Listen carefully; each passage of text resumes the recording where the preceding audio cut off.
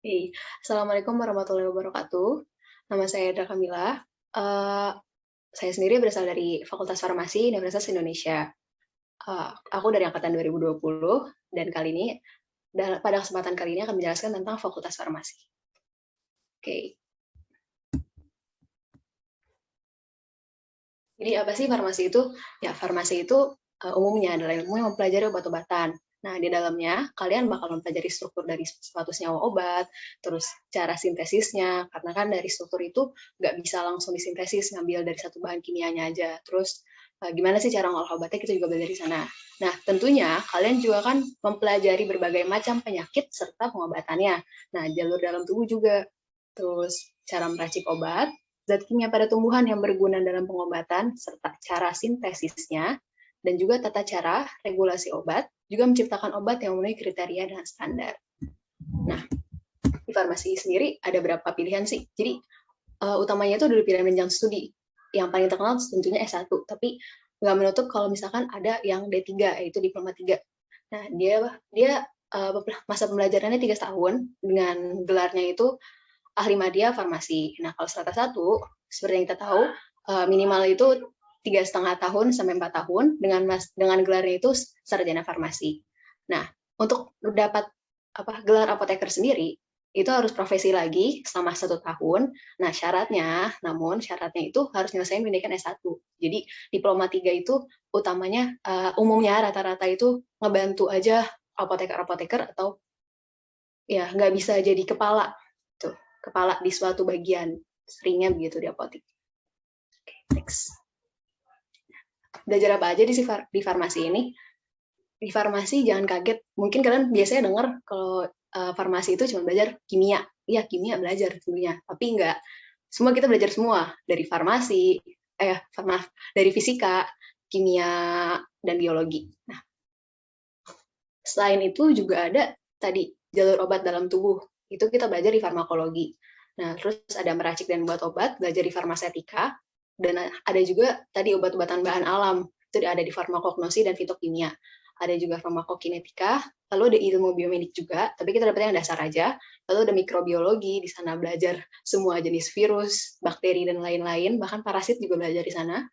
Terus juga ada biokimia, terus ada biologi sel dan molekuler. Sebenarnya ada banyak lagi, tapi ini sebagian aja umumnya. Nah, jurusan ini ada di mana aja sih? Nah, jurusan ini ada di ITB, UGM, UI. Nah, yang paling terkenal nih ada di tiga ini. Terus ada di Unair, ada di Unpad, ada di Universitas Pancasila, nggak menutup untuk di swasta juga ya. Dan sebenarnya banyak juga dari politeknik, karena kan yang tadi seperti yang aku udah bilang di awal, karena di sini ada D3 juga untuk farmasi. Nah, untuk profesi sendiri, nggak semua universitas menyediakan program profesi. Namun UI salah satu universitas yang menyediakan program profesi untuk farmasi apoteker ini. Mungkin yang lainnya aku nggak sebutin karena memang sangat banyak. Lalu untuk prospek kerjanya sendiri, prospek kerjanya farmasi itu sebenarnya luas banget. Mungkin orang sering dengernya, apa sih farmasi kerjanya ujungnya di apotek doang, jadi apoteker aja, cuma jaga-jaga apotek, nggak jelas gitu. Enggak. Sebenarnya banyak banget, luas, benar-benar luas. Jadi bisa jadi apoteker, utamanya. Apoteker tuh nggak cuma gelar, jadi gelar apoteker itu bisa kepake banget di farmasi industri, dan farmasi industri itu contohnya di Ziver, Kalbe, pembuatan vaksin yang lain-lain yang sekarang nih lagi booming banget. Terus Badan POM aja itu banyak butuhnya tuh apoteker, harus ada apoteker, bukan S1 lagi. Jadi banyak yang bilang kalau misalkan S1 itu kurang kepake, apoteker baru kepake. Nah, gitu. Terus selain jadi apoteker, bisa jadi konsultan kecantikan. Banyak loh beauty influencer yang rata-rata itu bergelar apoteker atau minimal S1 farmasi. Lalu bisa jadi penyuluh kesehatan, terapis kesehatan, quality controller, ini salah satu dari bagian di farmasi industri. Lalu ada product developer, ngebuat suatu produk baru, yang nanti ngebuat paten yang barunya lagi, terus entrepreneur tentu saja, dan terakhir itu tentu saja kita bisa jadi dosen atau tenaga pengajar lainnya. Nah, karakter atau skill apa sih yang diperluin selama jadi farmasi?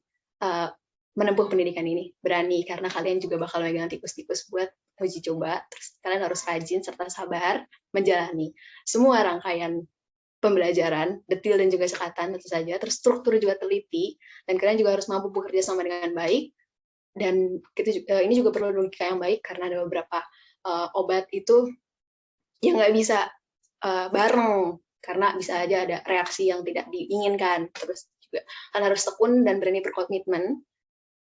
Terus harus bisa membagi waktu dengan baik karena ini kepake nggak cuma saat di farmasi aja tapi seterusnya. Apalagi saat kalau misalkan kalian apoteker. Terus nih yang paling utama banget nih, kalian harus mampu memahami fisika, kimia, dan biologi karena kita belajar semuanya. Oke, next. Jadi ada organisasi farmasi yang terkenal banget di lingkungan farmasis, ya, mahasiswa farmasi. Jadi ada dua, yaitu ada ISMA Farsi atau Ikatan Senat Mahasiswa Farmasi seluruh Indonesia. Ini sifatnya nasional dan jangan khawatir nggak harus langsung masuk ke nasional karena di sini juga ada bagian-bagiannya. Tetap ada bagian per daerahnya. Terus satu lagi ada IPSF atau International Pharmaceutical Students Federation.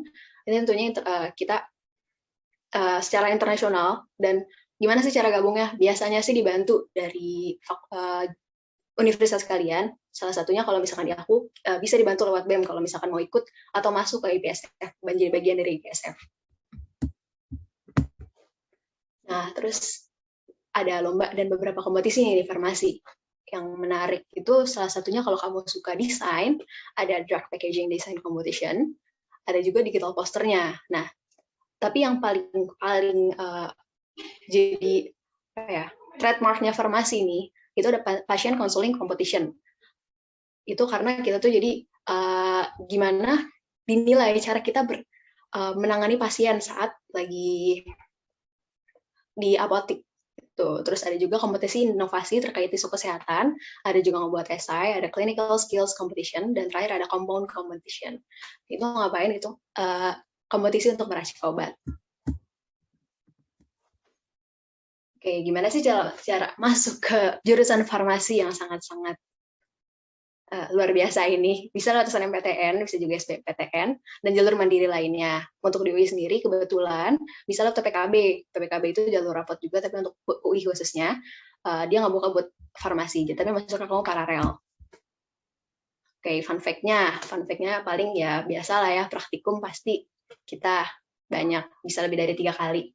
Dan emang praktikum 1 SKS tapi 3 atau 4 jam gitu. Terus bukunya itu buku kompendialnya harus dibawa kalau misalkan utamanya itu farmasetika, kalau lagi ngeracik obat paling tebalnya ya segini gitu, minimal 1 bukunya, tapi ya yang dibawa banyak. Terus fun fact lainnya, kita bisa membuat makeup dan skincare sendiri gitu ya, dan makanan-makanan dan minuman sehat lainnya. Tapi ada juga sebenarnya satu fun fact yang nggak aku taruh karena agak kurang fun fact, karena ini relatif kurangnya. Dia bilang kalau misalkan farmasi itu lebih sulit daripada kedokteran karena mempelajari ketiga hal itu. Tapi ya itu balik lagi ke diri masing-masing. Oke.